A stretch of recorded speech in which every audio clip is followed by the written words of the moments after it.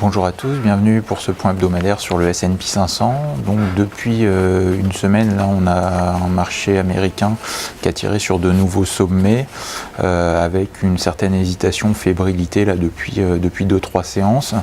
En termes d'actualité, on attendait là, hier soir les minutes de la Fed de la dernière réunion donc, du FOMC. Ces minutes n'ont pas franchement amené de grosses surprises.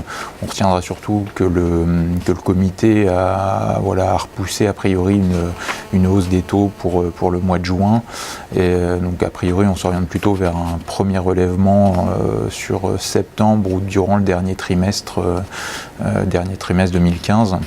Donc ça a été le point central du comité, des minutes d'hier soir. Donc voilà, on a plutôt une temporisation donc, des autorités américaines, temporisation d'ailleurs qu'on retrouve dans certains discours qu'on a eu, donc comme celui de Charlie Vance de la Fed de Chicago, là, qui a tenu 2 discours lundi et hier, donc mercredi, indiquant que pour lui on pourrait même se attendre jusqu'à début 2016 pour un premier relèvement. Donc voilà, ça cadre un petit peu les choses en termes de politique. On aura d'ailleurs justement là à suivre d'ici la fin de semaine le gros point de focus, ce sera le discours de Janet Yellen, donc vendredi soir dans le Rhode Island, sur justement les perspectives économiques aux États-Unis. Donc ça, ce sera évidemment à suivre de près, mais là, on aura des marchés européens qui auront déjà clôturé, donc on aura surtout un impact sur les futurs US et sur l'ouverture en Europe lundi matin. D'ici là, en fait, on aura, dans la continuité de ce que je vous disais sur Charlie Vance, là, de la Fed de Chicago, on aura d'autres membres qui vont s'exprimer, comme notamment Stanley Fischer, le vice-président, ou John Williams de la Fed de San Francisco, qui vont tenir des discours donc en amont vendredi, en amont de Janet Yellen en soirée. Donc voilà, à mon avis, ce sera vraiment le gros catalyseur du prochain gros mouvement de marché. En termes de niveau sur le S&P 500, donc on avait jusqu'à maintenant, parce que moi j'analysais comme un triangle ascendant avec une borne qu'on avait dans les 2120 points, une borne haute. Cette borne haute a été franchie, on a eu une poussée vers les 2135 points là en fin de semaine dernière, enfin en début lundi dernier exactement.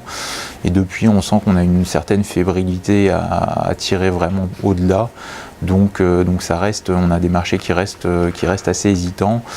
Comme vous le voyez sur le graphique là qui s'affiche, j'ai retracé même un petit canal du coup ascendant pour matérialiser cette zone d'indécision zone d'indécision potentielle dans les 2135 points. Donc quoi qu'il en soit, moi à mon avis, en fait, on a soit une première résistance importante dans les 2135 points qui a été testée donc lundi.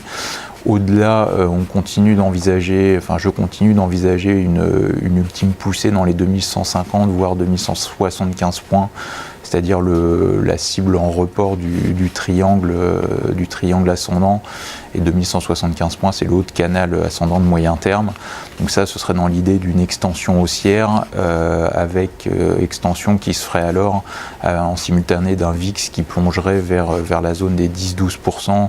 C'est la zone en rectangle rosé que vous voyez sur le second graphique. Voilà, donc avec sur le VIX, on a toujours une structure plus large à moyen terme en biseau descendant. Donc ça continue de me faire penser qu'on aura une sortie haussière qui risque d'ailleurs d'être assez impulsive. Donc la question, c'est de savoir, est-ce que sur le S&P 500, on va d'abord chercher les 2150-2175 points avec un VIX qui plonge, ou si justement on va au final pas plus haut que les 2135 points qu'on a fait lundi soir, et du coup qu'on corrige plus nettement derrière. Donc ça reste à affiner, comme je vous le disais, avec les divers discours des membres de la Fed là d'ici vendredi soir. Mais dernier point qui est assez intéressant et qu'il va falloir suivre à mon avis, c'est le Dow Transport, dernier graphique que vous voyez s'afficher là en simultané, qui a lui cassé assez nettement hier soir une zone horizontale importante des 8550 points. Donc c'est vrai que cette faiblesse du Dow Transport, qui est un segment de marché qui a souvent un rôle avancé en termes de tendance pour les autres indices américains, ce signal de baisse est à mon avis de mauvais augure. Donc voilà, c'est quelque chose qui sera évidemment à suivre de très près dans les toutes prochaines séances. Voilà, bonne fin de semaine à tous et à très vite.